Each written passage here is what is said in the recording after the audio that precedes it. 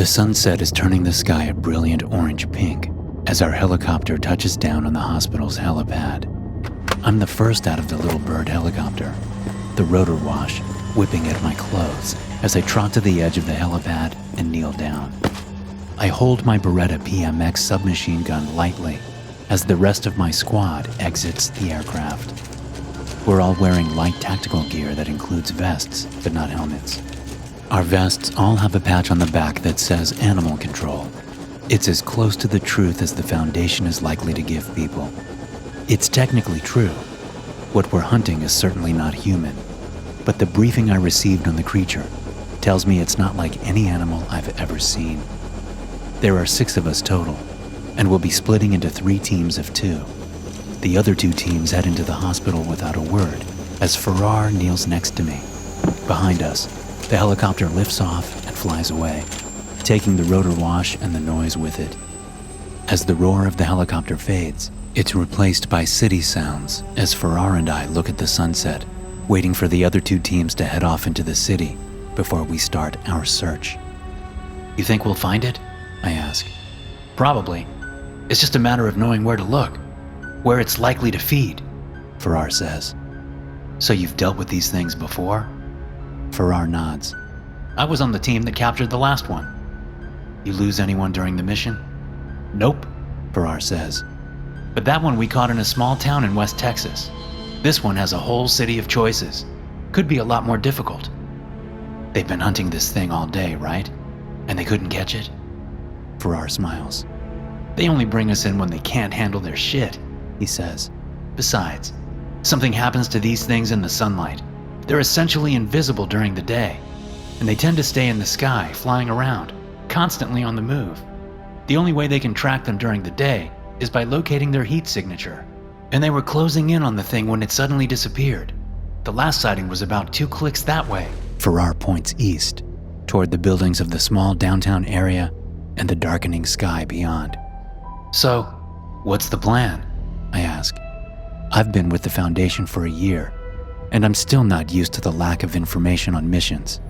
It's even worse than the Army was. Compartmentalization, they call it. I call it a good way to get us grunts killed. We looked for homeless people. Those are its most likely targets.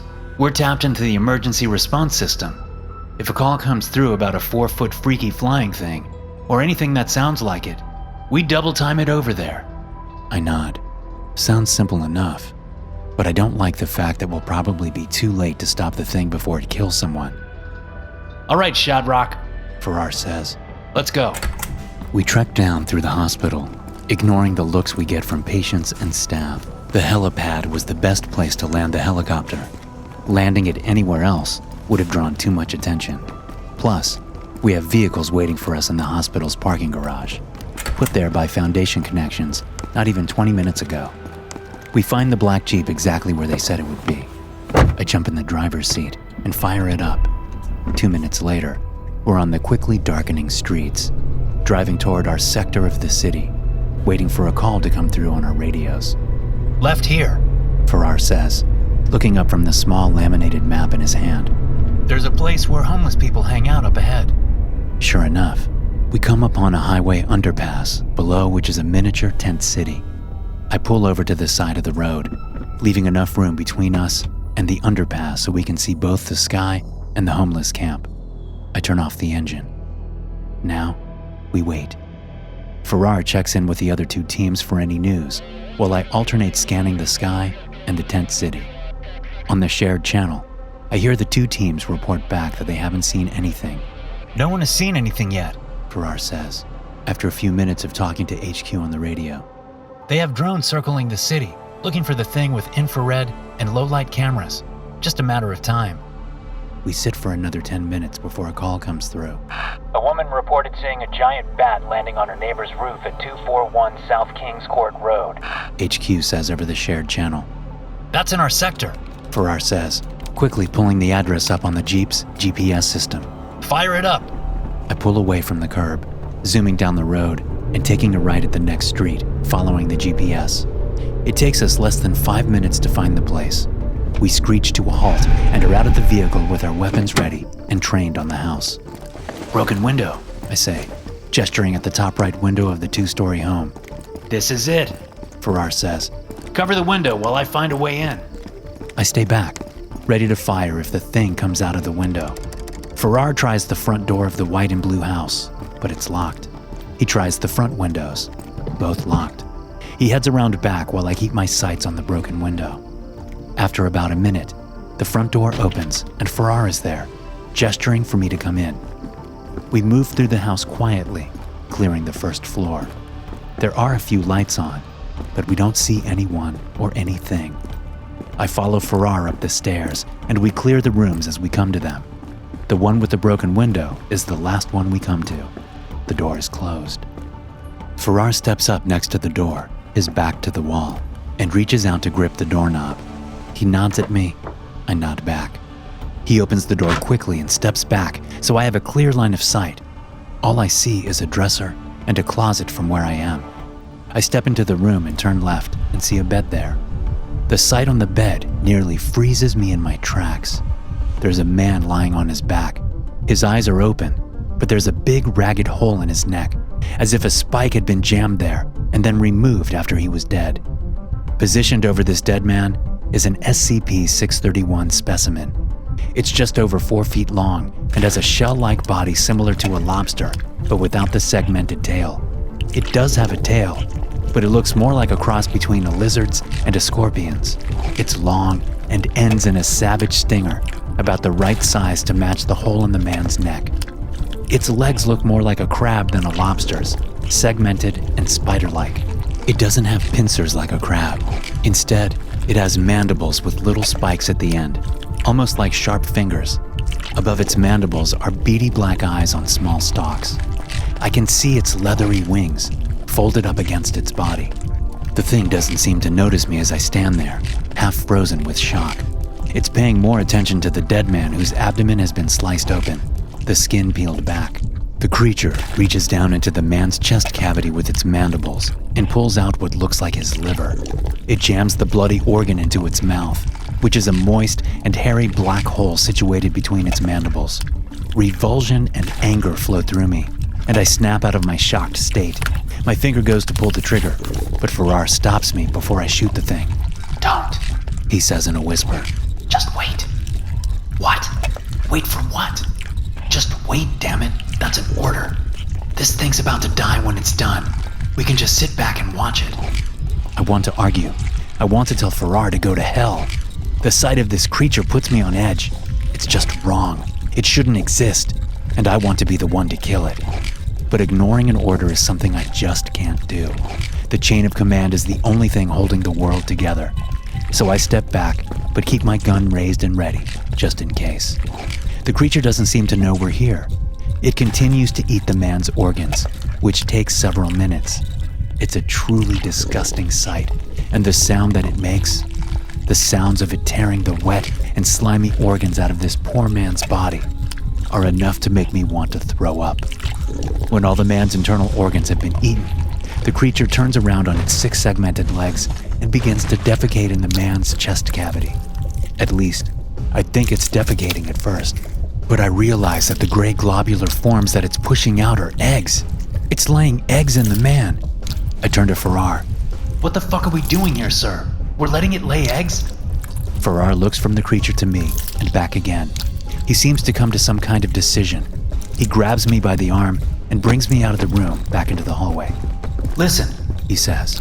"they had one of these at the Foundation, but it died recently, so they need another one. So what we're going to do is let these eggs hatch, which takes about an hour, and then kill all but one. That one we'll take back with us. Mission accomplished. Job well done. Got it?" "Christ," I say. "I thought we were supposed to kill it. That thing shouldn't exist. None of them should. If we couldn't capture it, we would kill it, sure. But this is better. This is the main objective. And I don't give a shit if you like it or not. You do what I tell you. Got it?" I shake my head. "This is fucked up. Yeah. This is the job. Did they let that thing get away earlier?" I ask. "Did they want this to happen? For the thing to lay eggs like this?" Farrar looks at me, his eyes betraying nothing, but he doesn't deny it. After a moment, he pushed past me heading back into the room.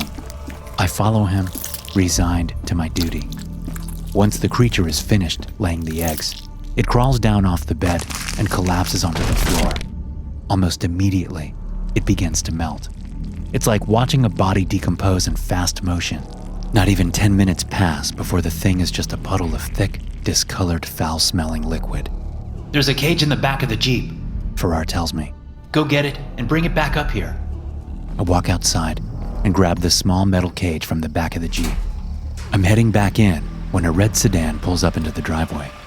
Oh shit, I say to myself. A brunette woman in her late 30s jumps out of the car, confusion and concern written all over her face. What's going on? She asks. What happened? Who are you? I put down the cage and raise my hands, patting the air to get her to slow down.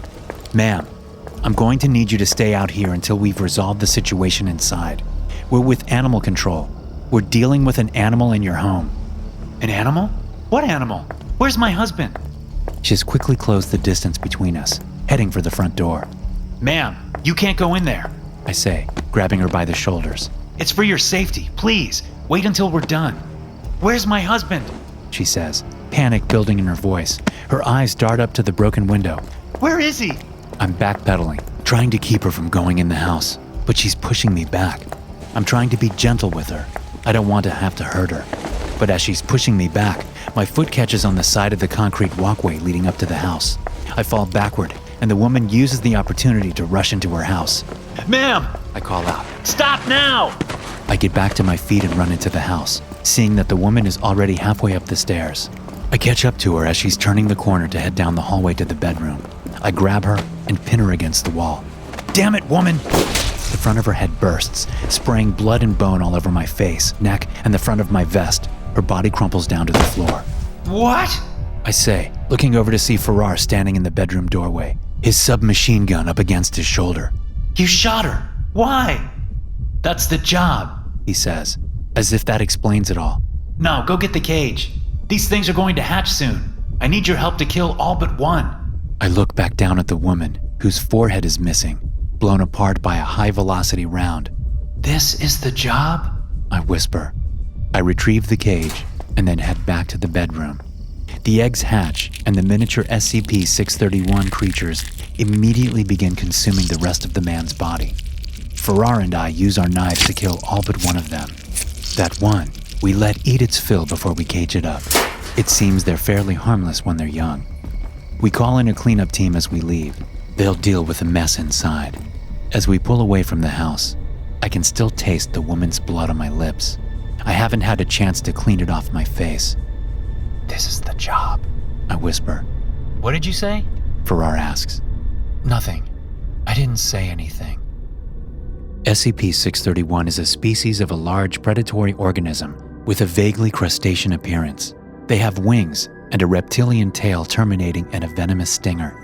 This tail also contains the majority of the organism's reproductive systems. Instances of SCP-631 are rendered imperceptible in the visual spectrum when exposed to sunlight. The mechanism for this remains unidentified.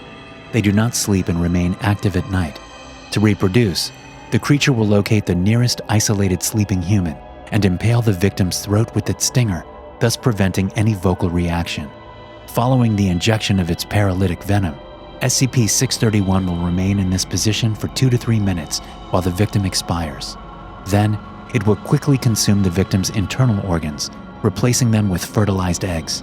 10 to 15 minutes following the reproductive act, the original instance of SCP-631 will expire, its body putrefying rapidly. The eggs require approximately 1 hour to hatch, at which point the newborn SCP-631 will consume the remainder of the victim's body. After their post-birth feeding, the instances will retreat to secluded locations and begin their growth period. Hey guys, thanks for listening. Be sure to subscribe to the podcast for more SCP stories like this one. You can also check out some more episodes from the SCP Experience podcast here. I'll see you in the next one.